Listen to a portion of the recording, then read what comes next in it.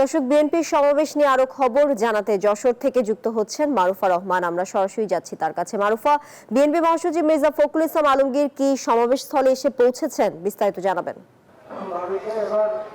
তানিয়া, ইতিমধ্যেই বিএনপি মহাসচিব মির্জা ফখরুল ইসলাম আলমগীর মঞ্চে আসীন হয়েছেন এবং আনুষ্ঠানিকভাবে সমাবেশটি শুরু হয়ে গেছে। আমি যদি আপনাকে একটু আজকের এই সমাবেশের মূল আবহটা বলি, এখান থেকে দলের মহাসচিব নির্বাচনী বার্তা দেবে বলে আগে থেকেই বলা হয়েছে এবং নির্বাচন কেন্দ্রিক বেশ কিছু নির্দেশনা নেতাকর্মীদের জন্য আসতে পারে বা চলমান যে রাজনৈতিক পরিস্থিতি সেটি নিয়েও বিএনপি মহাসচিব বেশ কড়া কিছু কথা বলবেন বলে আমরা জানতে পেরেছি।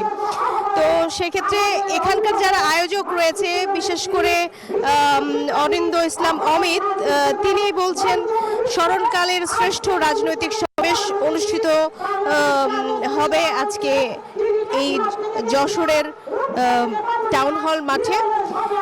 তো সেক্ষেত্রে যদি আমি আপনাকে বলি, তানিয়া, পুরো মাঠটি ইতিমধ্যে কানায় কানায় পূর্ণ হয়ে গেছে এবং মাঠ জুড়ে নেতাকর্মী এবং অঙ্গ সংগঠনের বিভিন্ন স্তরের যারা সদস্য এবং সমর্থক রয়েছে তারা সকলেই কিন্তু এই টাউন হল মাঠের সমাবেশে অংশ নিয়েছেন। তারা সকলেই বলছেন দীর্ঘ 17 বছর বিএনপি জনগণের ভোট এবং হাতের অধিকারের জন্য আন্দোলন করেছে। জনগণের রায়ে একটি সরকার ক্ষমতায় এসে রাষ্ট্র পরিচালনা করুক এবং যাতে করে দেশের গণতন্ত্র টেকসই থাকে, সেই প্রত্যাশা নিয়ে তারা সমাবেশে এসেছেন এবং সমাবেশের বক্তারাও কিন্তু এই ধরনের বক্তব্যই দিচ্ছেন।